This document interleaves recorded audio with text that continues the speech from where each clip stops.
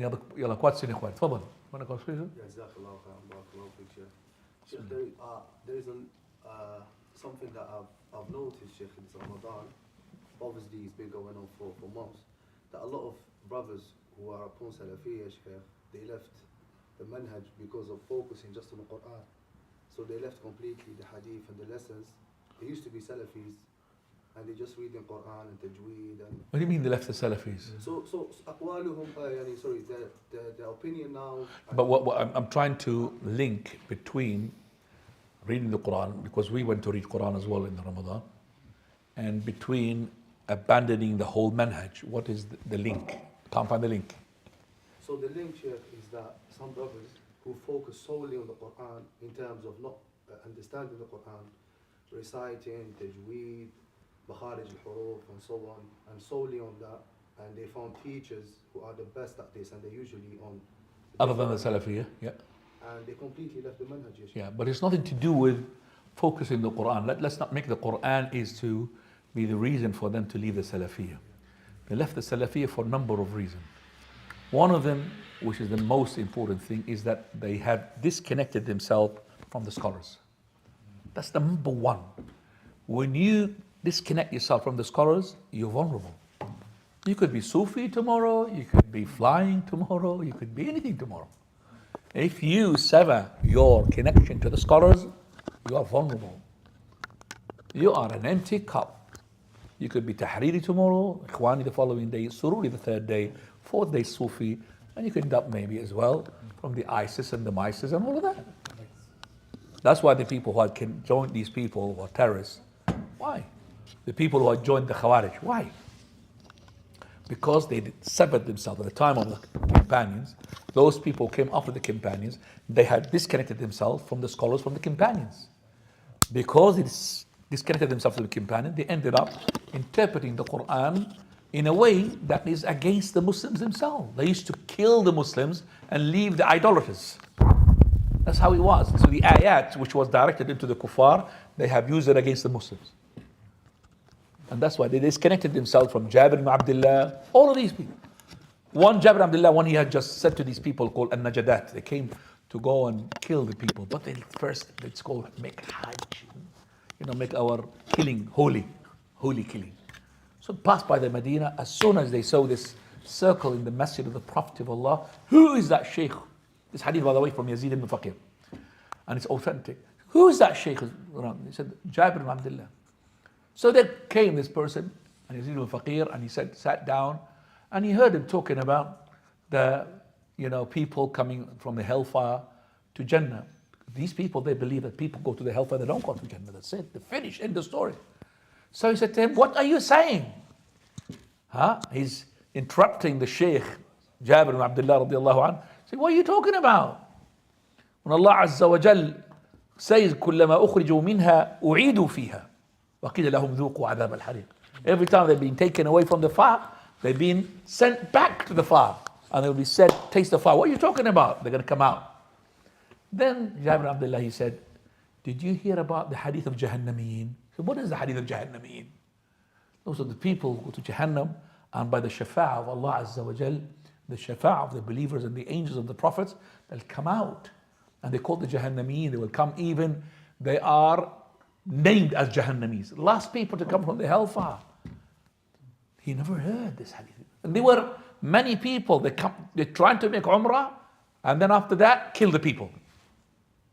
So when they heard this, and they heard the argumentation, and they heard the Maqam al-Mahmud, the Shafa'ah of the Prophet, he said to them, do you think that this old man is a liar? Jabir was really old, above his 90s. Do you think he's old? He's a liar? I don't think he's a liar. Most of them, they left this ideology of takfir and tafjir and killing, except for one. There's always one left. So except for one. All of them come back except for one.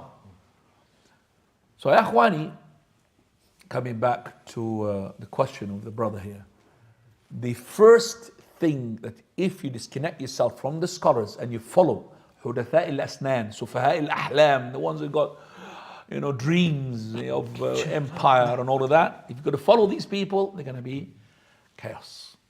Your connection to the scholars. So you know who are your scholars. Connect yourself with. Or don't you say, I understand. The scholar does not understand fiqh al-waqi'. MashaAllah. He's not living in our country to see what is happening. That's what the Libyan had said. And then they regretted it. Oh, Shaykh al-Albani makes fatwa, he's not in Libya. Huh? He's not in Libya. We're in Libya, we know the fact. Who said that if you are in the country which has been under the revolution and all of that, then you have better vision than the ones who are outside? Who said that? These are scholars. They don't base their interpretation according to what you think is the correct thing. No, it's upon قال Allah, قال رسوله. They leave aside all the emotions and they look at the ma'alat and the awaqib, at the consequences. Those consequences, you don't see them. That's why Imam al-Thawri and other imams, they said, when the fitna comes, then only the scholars will know it. When it goes, everybody knows it. When the fitna comes, إذا أطلت الفتنة برؤوسها يعرفها كل عالم. The scholars, the read scholars, they will know it's a fitna. But the people, they don't know it's a fitna. Brainwashed. Fitna's finished and left, everybody will know it's a fitna. Too late. But the problem is that we have fitna after a fitna, we don't learn. Fitna after a fitna. Gaza, Hamas, fitna's gone. Now we're having Iran, fitna, we still don't learn. We don't learn. We're not going to wake up and start learning. We're going to have to stick to our scholars. I don't know, what are you? Are you going to call our scholars government scum? You're going to call them as Zionists and all of that? Subhanallah. So you stand with those people who are bombing Ahl Sunnah. Who are you? You are the Zionist actually. You are the person who's Zionist. You're standing with these people sending rockets. Yeah, let them kill Qatari American base. There's no American base. They're killing Muslims actually there. There's no buildings there. There's no Americans there. What are you talking about? Subhanallah, these people are brainwashed. And they just, and the media is very good at showing 1 rocket, 2 rockets landing in Israel, but they had how many rockets have been landing in Qatar? Or no? Devastating. You know, Qatar is about how many years back to revive and get back on its feet as it was? How much money has been lost? These are Muslims there. The people that don't care. Oh, we're really happy for one firework on there. Oh yes, they've been helped by Russia and they've been helped as well by China. Subhanallah.